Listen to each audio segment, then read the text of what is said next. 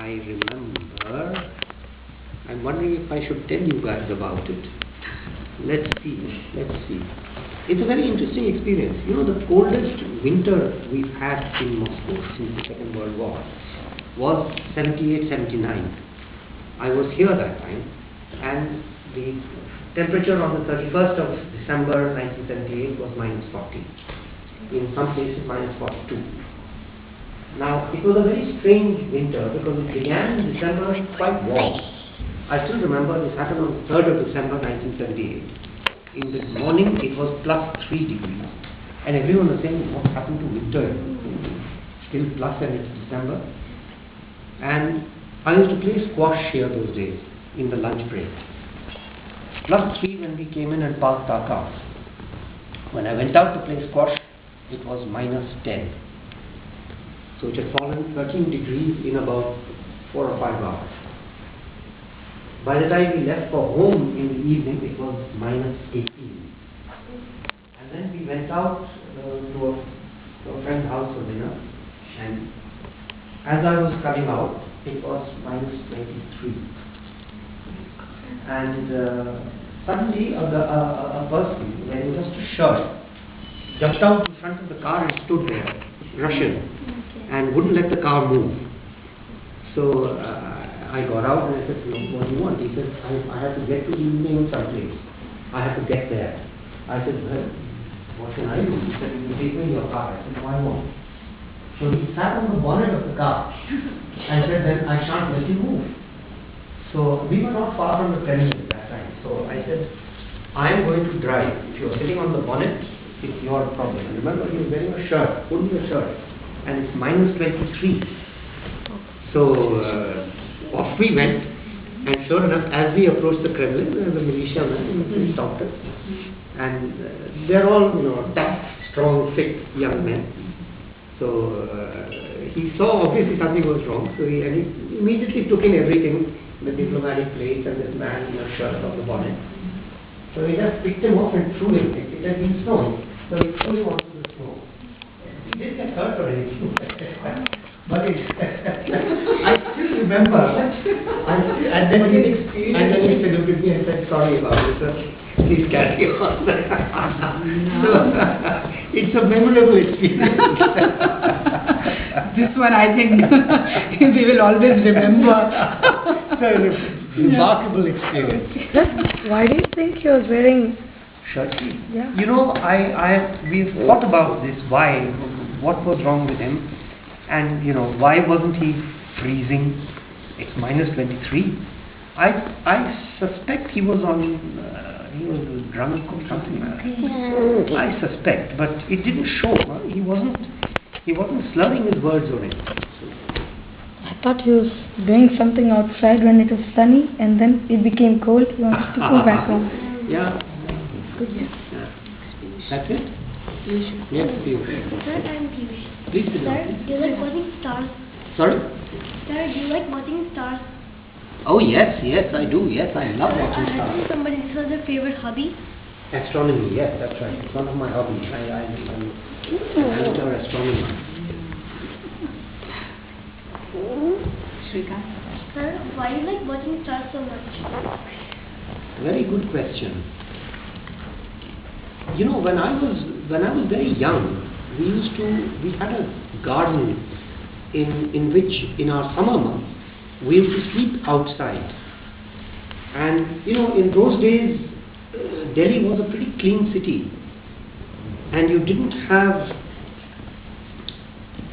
a lot of mosquitoes and so on, so we could sleep outside, and it was very pleasant. And while we'd be sleeping, I'd be looking at all the stars, and somewhere I started seeing the constellations. Pretty much everybody knows the Great Bear, the Big Dipper. It's called both Big Dipper and Great Bear. And we call it, in Hindi they were called Saptarishi. So that sort of piqued my curiosity, and it used to look very pretty and very awesome at the same time, When you look at it, you say, my God, that's so far away and so huge and so on. What is all this? And then my father gave me a book. It was called Astronomy for Beginners, and it was written by a Russian called Yakov Perelman. I still remember the name of the book, and it gave all the details about what you can see in the sky, the nighttime constellations, and so on. Well, of course, as you know, astronomy and astrology have been very important parts of our own scientific tradition, if you like. Yes, sir.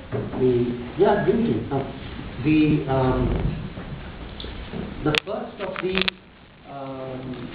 theories of comets and stars and constellations is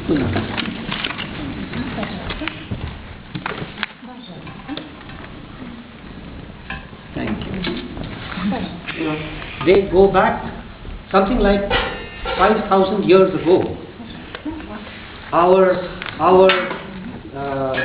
forefathers were studying the skies and plotting the movement of comets and so on. The first reference to Halley's comet, for example, occurs in our books from about 2500 BC. So, it's obviously something which we are all heirs to the tradition of. And so, I sort of just kept getting pulled deeper and deeper into it.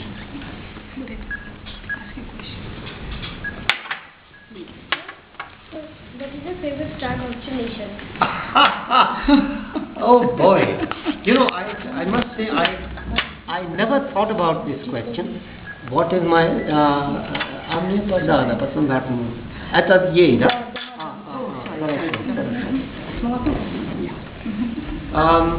what would be my favorite constellation? I would guess Orion. I would guess Orion, and I'll tell you why. Because Orion was one of the early constellations that I did identify.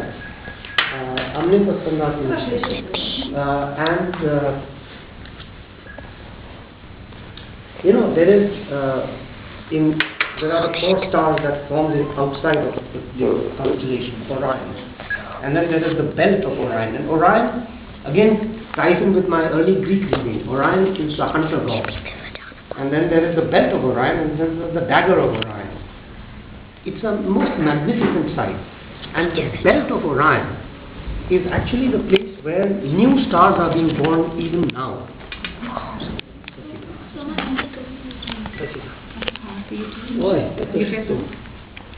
Sir, my mother told me the story once. Are you done? Okay. Yeah. So, what is the most difficult task of an ambassador? Do you like being an ambassador in Moscow? The second question is easier to answer. Yes, I enjoy being an ambassador here. It's a wonderful, fulfilling job. What's the hardest part? The hardest part is, you do encounter in other parts of the world certain stereotypes about your country, and overcoming those stereotypes is actually the hardest part.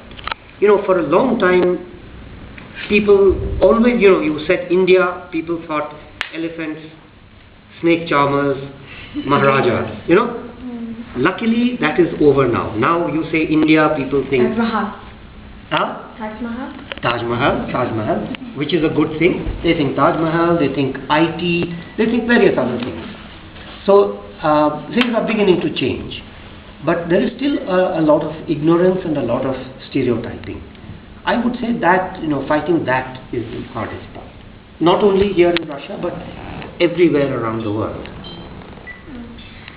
Sir, can you throw light on some of the beautiful monuments of Moscow? Oh yes, with pleasure. With pleasure. Obviously the starting point is the Kremlin. And you see both inside and outside fabulous architecture,